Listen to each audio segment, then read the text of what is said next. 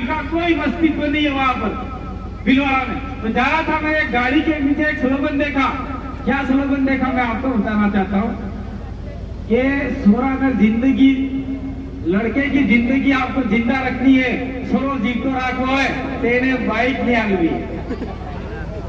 आप सुने, लड़के को अगर रखना है जिंदा तो उसको बाइक नहीं देनी है, बाइक दोगे तो उसके ये जो अंडा है उसका आमलेट बन जाएगा। दूसरी बात, लड़कियों को अगर आपको अच्छा रखना है, आगे बढ़ाना है, कलेक्टर एसपी जो भी नौकरी करानी है, तो जब तक वो जानकार नहीं होगी तब तक उसको मोबाइल नहीं देना है। अगर ये दो बातें हमारे समाज में सीख लिया, लड़के को बाइक नहीं, लड़कियों को मोबाइल नहीं, तो गंदी बातें नहीं सीखेगी और वो मौत के मुंह में नहीं जाएगा। ऐसी बातें, दो बातें आपको समझना होगा। और मैं अंत में अपनी बात को विराम दूंगा।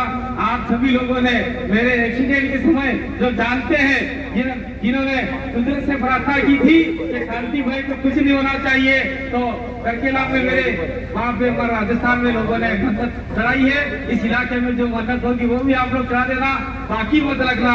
अपने कुदरत के सामने कांति भाई जिंदा रहना चाहिए। तो हो सकता है कि कांति भाई जिंदा रहे और आप लोगों की मदद हो सकता है किसी दिन विधानसभा राजस्थान में जाके आदिवासियों की आवाज उठाए, किसी दिन लोकसभा में जाके पूरे भारत के आदिवासी की आवाज उठाए। इसीलिए हो सकता है कुदरत ने मुझे जिंदा रखा है और आप लोगों की ताकत ने जिंदा रखा है। तो बहुत बहुत आभार, धन्यवाद, बहुत बहुत आभार, धन्यवाद। जोहार जय आदिवासी, जय वीर प्रदेश से नारा लगा देते हैं, जय जोहार का नारा है, भारत देश हमारा है। आप लोग ही हूँ भाई, जय जोहार का नारा है, भारत देश हमारा है, एक वीर एक कमान, आदिवासी एक समान। बहुत धन्यवाद, आभार। और अंत में झारखंड की 2 टीम आई थी यात्रा के लिए, उनको मेरी ओर से और पूरे आदिवासियों की ओर से, 15 करोड़ आदिवासियों की ओर से धन्यवाद अर्पित करना चाहते हैं। बहुत बराबर के पास में जगदीश पांडोर जिनका मृत्यु हो गई थी। जगदीश पांडोर की आप सब जानते होंगे, और वे 6 दिन तक कोमा में था और 1 महीने बाद में वापस घर आया हूँ और इसलिए चश्मे पहने आंख अभी भी ठीक नहीं हुई है, इसलिए मैं माफी चाहता हूँ। चश्मे पहनकर ही बोल पाऊंगा। बहुत बहुत धन्यवाद। क्या सोचा था आदिवासी यात्रा में निकालेंगे, ऐसा गलत। ये देख लो, आदिवासी यात्रा भी निकाल सकते हैं, आदिवासी सरकार भी गिरा सकते हैं और आदिवासी आपको तोड़ भी सकते हैं। ये ताकत हमारे में है, ये ताकत आप में है। इसे तालियां बजाने से काम हो जाएगा क्या? एम ताली बजा रही थी आपने, तो बड़े रोटला आलते हो आपने, कोई रोटला नहीं है। इसलिए मेरे भाइयों मैं कहना चाहता हूँ, आप लोग, हम लोग, पूरे भारत के 15 करोड़ आदिवासी भी इकट्ठा हो जाएंगे तो केंद्र सरकार वाले लोग हमारे अधिकार नहीं देंगे। क्यों नहीं देंगे? ये राजीव भाई ने आपको बताया अभी कि आपके 47 सांसद गहंगे, गुंगे, बहरे, कांड नेता भेजे हैं, जिसकी वजह से हमारा काम नहीं होता होता। खबर पड़ी थी तुम्हें? मैं इसलिए गाली दे रहा हूं कि वो लोग हमारा काम नहीं कर रहे। जिस दिन ये गालियां हम लोग दे रहे, वैसी गालियां वोट लेने के लिए आपके घर में नेता आ जाएगा, आपने इसको गालियां देना चालू कर दिया, भाग्या से तेरे को कोई वोट नहीं मिलेगा। जब तक हमारे आदिवासी का काम नहीं करेगा तब तक वोट नहीं मिलेगा। ये काम आपने चालू कर दिया तो निश्चित रूप से चाहे कोई भी नेता हो, आपके काम संविधान विधानसभा में हो सकते हैं।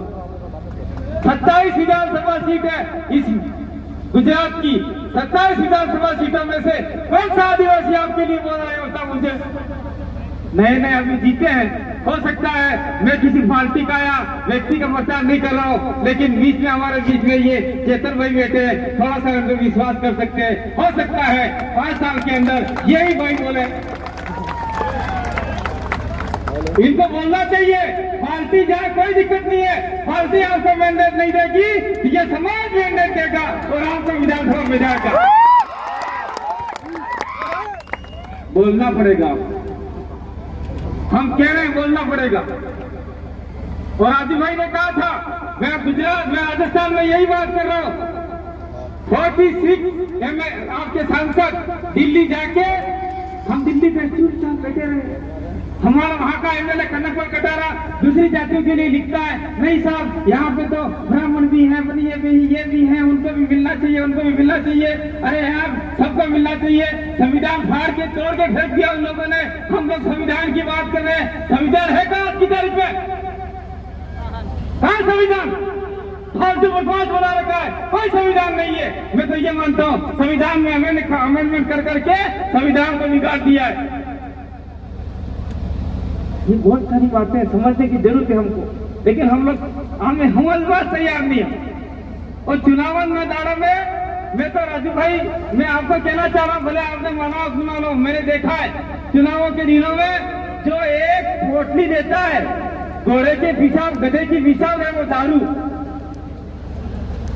मैं कह रहा हूँ, सही कह रहा हूँ, ये आपका ये जो हमारा बांस वाला इलाका है, संतरामपुर वाला इलाका है, 2017 के अंदर वहाँ आदिवासी दाहोद वाले इलाके में दारू पी के मर गए। और वो दारू डुप्लीकेट दारू था, और वो पंजाब हरियाणा से दारू आया था, और आदिवासी दारू पी के मर गए। और वोट देना चाहते सवारे उठ के ऐसे आचरते किसको देना पता ही नहीं, दबा देते। अरे 2 रोटी खाते कि नहीं खाते हैं? जो व्यक्ति हमारे समाज के लिए बोल रहा है, जो व्यक्ति हमारे समाज के लिए लड़ रहा है, ऐसे व्यक्ति को अगर आप आगे नहीं भेजोगे तो आने वाले समय में आपके बच्चे रोएंगे। ये देख लो, लिख लो आप लोग। ये जंगल का कानून अभी केंद्र सरकार ने लागू किया, उसने लागू किया है जंगल के इलाके में चाहे आदिवासी रह रहा हो, जंगल के आसपास आदिवासी रह रहा हो, अगर उन फैक्ट्री खोलनी है तो आदिवासी को भगा दो यहाँ से। रेलवे के किनारे देख लो आप लोग, जहाँ जहाँ रेलवे बनी है उस रेलवे के किनारे देख लो, कट्टी पेशाब उसी में करते हैं, सारे क्या गंदगियां उसी में है। ऐसी जिंदगी हम लोग नहीं जी सकते। हम कुदरत के सारे जीने वाले लोग हैं, कुदरती रूप से जीने वाले लोग हैं, इसलिए हमें हमारा आदमी भेजना होगा, हमारी रक्षा सुरक्षा करे, ऐसे भी हमें व्यवस्था करनी होगी। राजनीतिक तरीके से मैं नहीं बोल रहा हूँ, ये सामाजिक तरीके से भी नहीं बोल रहा हूँ। बीच का रास्ता है क्या हमारे पास? क्या रास्ता है हमारे पास? मैं थोड़ा सा टुकड़ा जाऊंगा क्योंकि मेरा एक्सीडेंट हुआ है, 4 महीने हुए, मुझे भी डॉक्टर ने आराम करने के लिए बोला है 7 महीने तक, फिर भी मेरा जिक्र नहीं मानता है। जिस दिन से मैं आ रहा हूँ उस दिन राजस्थान के तमाम इलाकों में बड़ी बड़ी सभाएं कर रहा हूँ। ऐसी सभाएं हमने बहुत कर दी। अभी 9 अगस्त के दिन हमने 1 लाख लोग इकट्ठा किए डूंगरपुर में। इसके बाद में चेतन भाई भी आए थे, बहुत सारे लोग आए थे 9 अगस्त। ये हमने मानगढ़ में बहुत सारे कार्यक्रम कर, मानगढ़ में भी बड़ा कार्यक्रम किया। तो क्या हुआ सरकार ने? मानगढ़ गुजरात के मध्य बीच में है, गुजरात के लोग कहाँ सोए हुए हैं? मैं आप लोगों को कहना चाहता हूँ, आधे लोग हमारे राजस्थान के भी हैं। राजस्थान के अंदर हमने बचा के रखा, गुजरात का मानगढ़ आपने कहाँ बचाया? मुझे बताओ। मानगढ़ के अंदर सारा धार्मिक देव भगवान बिठा दिए, कहाँ गए आपके पुरखे? जो भील मारे गए वो कहाँ है आज की तारीख में? अरे यार सही तो सुनो, थोड़ा तो सुनो। जहाँ बिठाने का स्थान है वहाँ बिठाओ, हमें कोई आपत्ति नहीं है।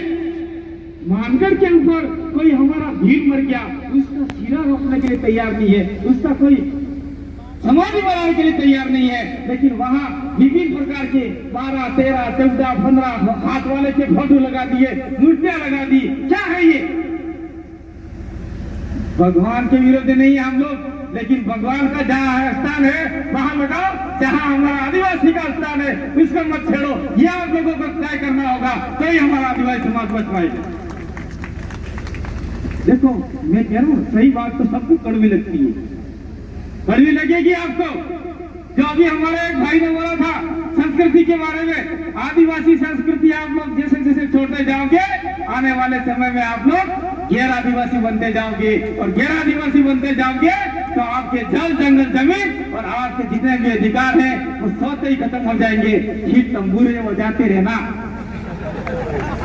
फिर घंटे मलते रहना, फिर छाती कूदते रहना, मैं आदिवासी था। कोई देने वाला नहीं है। देखिए हम छोटी सी उम्र में भी हमको पता चल गया। मैं डबल में पीजीडी से बीए आदमी हूँ, मैं ज्यादातर नौकरी कर सकता था, मेरी बीवी और बच्चों को आराम से खिला सकता था। आज जो हालत में हूँ वो हालत मेरी नहीं हो सकती थी, मैं आराम से रह सकता था। समाज दुखी है, उसको कौन सुख देगा? इसलिए हम लोग निकल पड़े हैं झंडे लेकर आपको जगाने के लिए। जब तक आप नहीं जगोगे तो आपके बच्चों के लिए कौन लड़ेगा? इसलिए मेरे भाइयों, ये जो रैली निकाली, उस रैली निकालने वाले तमाम 16-17 सदस्यों को मैं राजस्थान बिल प्रदेश की ओर से बहुत बहुत आभार व्यक्त करता हूं। और ये रैली आज रैली नहीं है, अब ये शुरुआत हो चुकी है। अभी तो 6 राज्य में रैली निकाली है। 10 राज्य ऐसे हैं जहाँ 5वीं अनुसूची वाले इलाके हैं, बाकी के नॉर्थ ईस्ट वाले इलाके हैं। हम लोग ठान लेंगे तो हम लोग आने वाले समय में पूरे भारत के 15 करोड़ आदिवासियों को एक करने का यहाँ से हम लोग प्रण लेके जाएंगे। और मैं कहना चाहता हूँ कि जो दरवाव मालचित्रिया का इलाका है, इस इलाके में जो 1200 आदिवासी एक कुएं में दफना दिए गए, अधमरे, आज की तारीख में अधमरे को कोई दफनादार कितना दुख होता है। ये इतिहास है, ये इतिहास आप सभी को लिखना होगा, हम सबको लिखना होगा और इसको विश्व में फैलाना होगा कि वीर आदिवासी इस इलाके में 1200 आदिवासी अधमरे कुएं में डाल दिए गए और कुआं घूर दिया गया। ये बात कौन बताएगा? हमारे बूढ़े बुजुर्ग जिनकी उम्र 60 साल हो गई है, 50-50, 80 साल हो गई है, उनसे जाके हम लोगों को जानकारी लेनी हुई। तो दूसरे मेरे भाई ने बताया कि हम लोग दरबार में 2 अक्टूबर को और कार्यक्रम करेंगे। लेकिन मेरा एक और सुझाव है आप लोगों से, ये हम लोग बिल प्रदेश का जो नाम लेते हैं, जो हमारे पुरखे मालवीय में शहीद हुए 1913 के अंदर, तो हम दरबार में भी कार्यक्रम करना चाहिए, भागगढ़ के ऊपर भी कार्यक्रम करना चाहिए, वो सिरोही वाले इलाके में भी कार्यक्रम करना चाहिए। और ये अपना चेतन भाई के इलाके में जहाँ पटेल का स्टेचू बनाया है, वहां पर भी कार्यक्रम करना चाहिए, ताकि आदिवासियों का एक भी प्रदेश का जो इलाका है, जहाँ जहाँ आदिवासी को सताया गया है, जहाँ जहाँ आदिवासी को जमीनें लूटी गई है, वहां पर हमको कार्यक्रम करने चाहिए। अब कहने का तो बहुत सारा है मेरे भाइयों, लेकिन बहुत सारे पीछे वक्ता है। मैं राजस्थान से आया हूँ, राजस्थान कोई दूर नहीं है, यहाँ हमारे रिश्ते होते हैं आमने सामने। और दूसरा, मैं ज्यादा राजनीतिक बात नहीं करूंगा, लेकिन एक बात तो अंतिम ठप के ही जाऊंगा। राजू भाई ने क्या कहा? सांस्कृतिक शुद्धिकरण, सांस्कृतिक वैचारिक। तो हम लोग आदिवासी परिवार के नाम से यही काम कर रहे हैं, वैचारिकीकरण, सांस्कृतिक शुद्धिकरण, संगठन विहीन, धर्म विहीन, ये सारी बातें कर रहे हैं। लेकिन देश भर में आज की तारीख में 2 ही बड़ी समस्या है।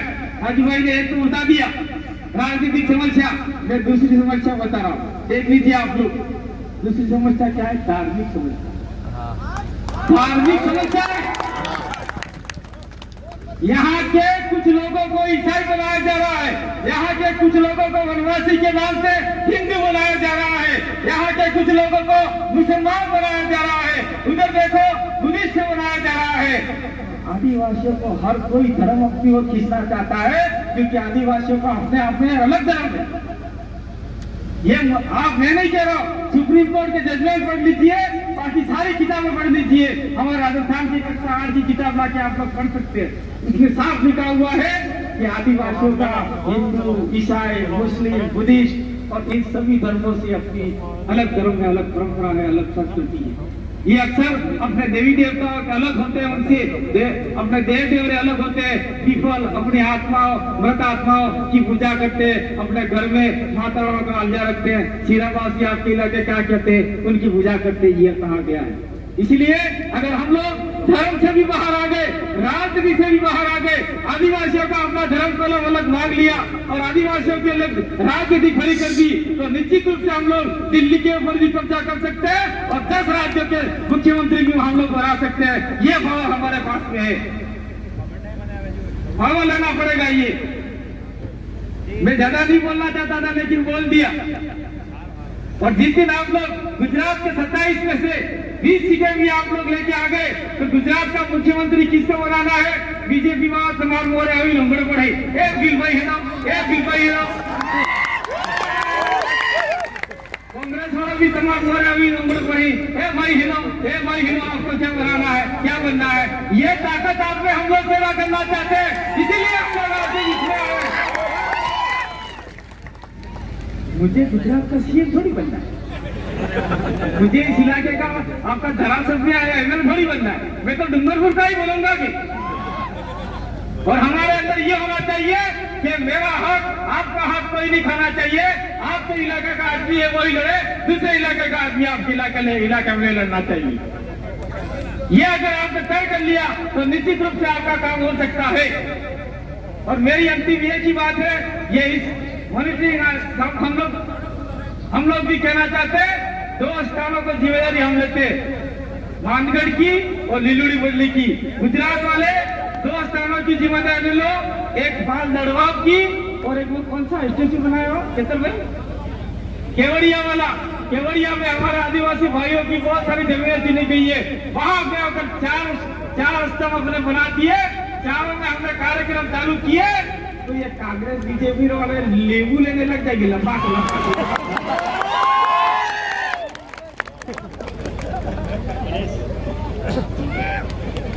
देखो ये कड़वी बात है भाई।